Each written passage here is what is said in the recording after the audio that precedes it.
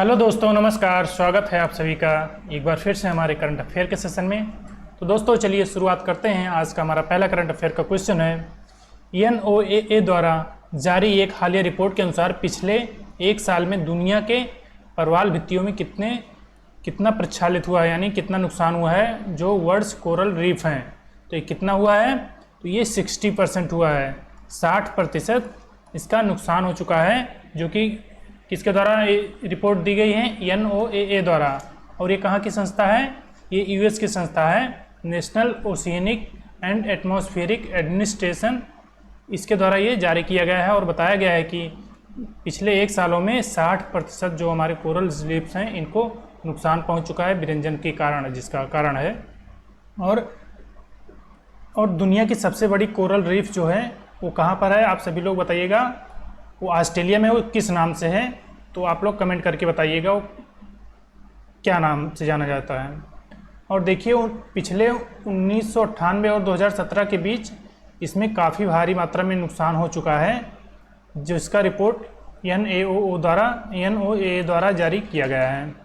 ठीक है, तो याद रखिएगा 60% नुकसान हो चुका है। ये हैं कोरल रीफ्स, जो कि बहुत सुंदर दिखाई देते हैं। आप सभी लोग देख सकते हैं, बहुत सुंदर होते हैं। नेक्स्ट क्वेश्चन है, हाल ही में खबरों में देखा गया डायसन स्फीयर क्या है? तो बताइए डायसन स्फीयर क्या है जो न्यूज़ में था? तो ये है एक तारे की ऊर्जा का दोहन करने के लिए एक काल्पनिक इंजीनियरिंग परियोजना है। A hypothetical engineering project to harness a star's energy. तो इसके बारे में जान लेते हैं, डायसन स्फीयर क्या है।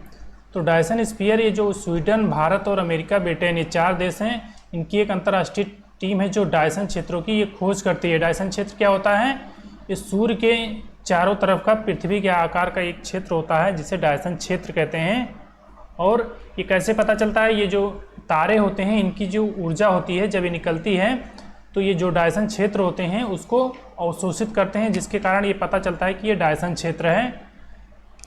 और जो विरक्त किरणें होती हैं उनको ये अवशोषित करता है। ठीक है, तो ये डायसन क्षेत्र होता है। एक काल्पनिक वो होता है, गोला होता है, कोई वैसा गोला नहीं होता है, काल्पनिक होता है ये।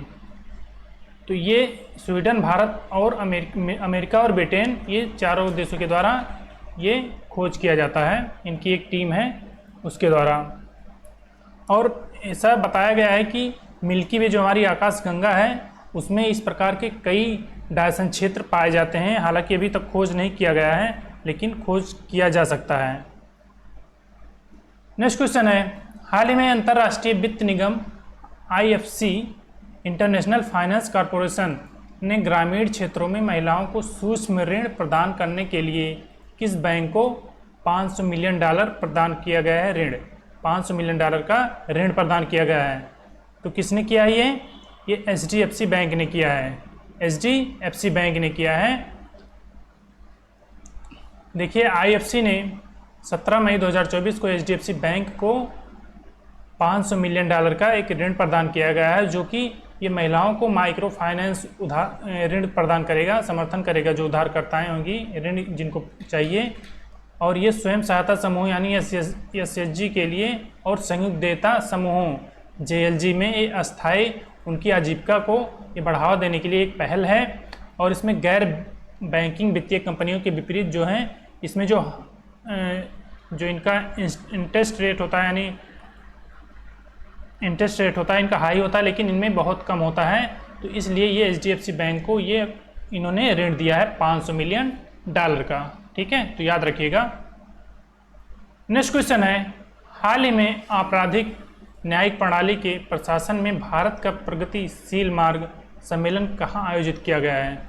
तो भारत का प्रगतिशील मार्ग ये कहाँ पर आयोजित किया गया है? किस मामले में? आपराधिक न्याय प्रणाली के प्रशासन में। तो ये किया गया है असम की राजधानी गुवाहाटी में किया गया है। ऑप्शन सी इसका राइट आंसर हो जाएगा। देखिए, केंद्रीय कानून और न्याय मंत्रालय ने असम सरकार के साथ भारत की आपराधिक न्याय प्रणाली में भी हालिया बदलावों में चर्चा किया गया है, जो कि 18 और 19 मई को ये गुवाहाटी में आपराधिक न्याय प्रणाली के प्रशासन में इसका शीर्षक दिया गया है भारत का प्रगतिशील पथ। इस शीर्षक से ये सम्मेलन जो है आयोजित किया गया है, कहाँ पर? गुवाहाटी में। और इस कार्यक्रम में जो 3 नए कानून पर इसमें चर्चा की गई है कि ये इसमें बदलाव किए जा रहे हैं, कौन कौन से हैं। एक भारतीय न्याय संहिता, भारतीय नागरिक सुरक्षा संहिता और भारतीय सक्षम अधिनियम।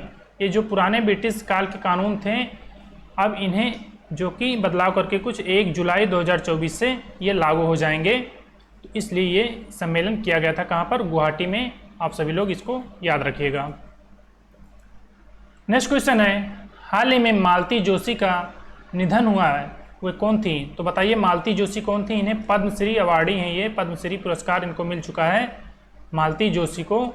तो ये कौन थी? ये थी एक लेखिका, ये एक लेखिका थी। ऑप्शन बी इसका राइट हो जाएगा। ठीक है। नेक्स्ट क्वेश्चन है, हाल ही में नंदिनी डेयरी T20 विश्व कप के लिए किस देश का प्रायोजक बना? तो बताइए T20 मेंस वर्ल्ड कप के लिए ये नंदिनी डेयरी है, ये कहाँ किस देश की प्रायोजक बनी है? तो स्कॉटलैंड। इनके देखिए ये इनके पे लगा है नंदिनी डेयरी का लोगो।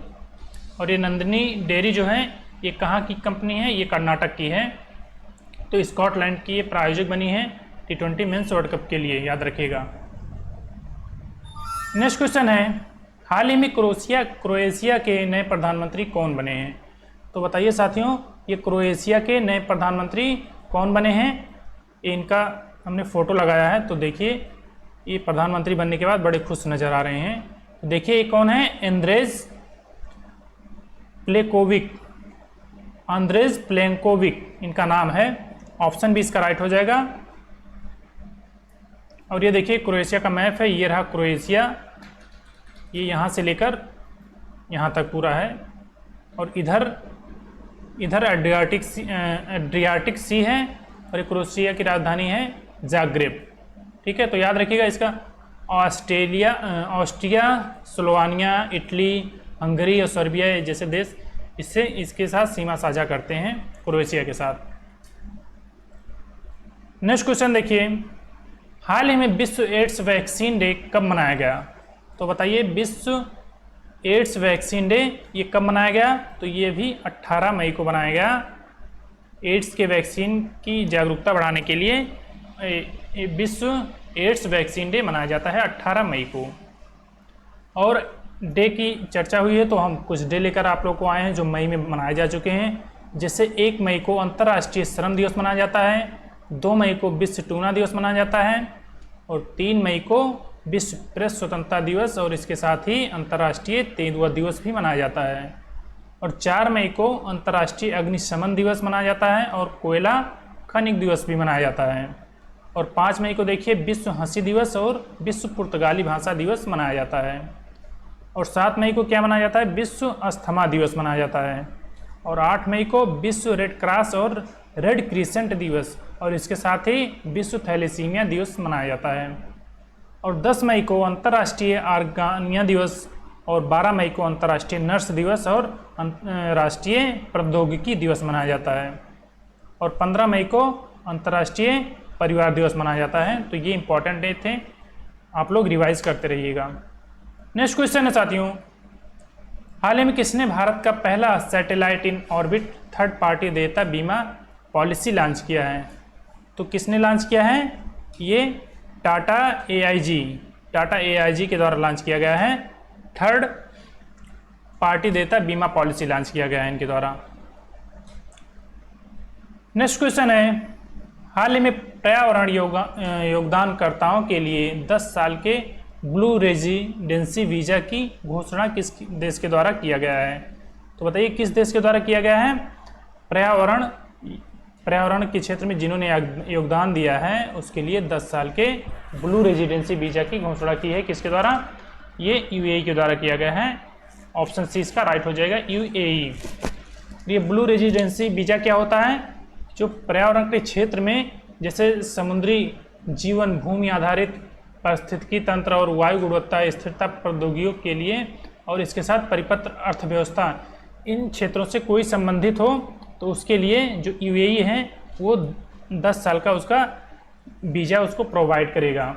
और इसमें कोई भी इन क्षेत्रों से जो संबंधित है कोई भी आवेदन कर सकता है, या जो चाहे इस UAE में उसके देश के अंदर में भी इसमें कार्य किया हो इस क्षेत्र में, या फिर उसके देश के बाहर भी कार्य किया हो, फिर भी कोई दिक्कत नहीं है और अप्लाई कर सकता है, उन्हें वीज़ा मिल सकता है। ठीक है, तो याद रखिएगा साथियों।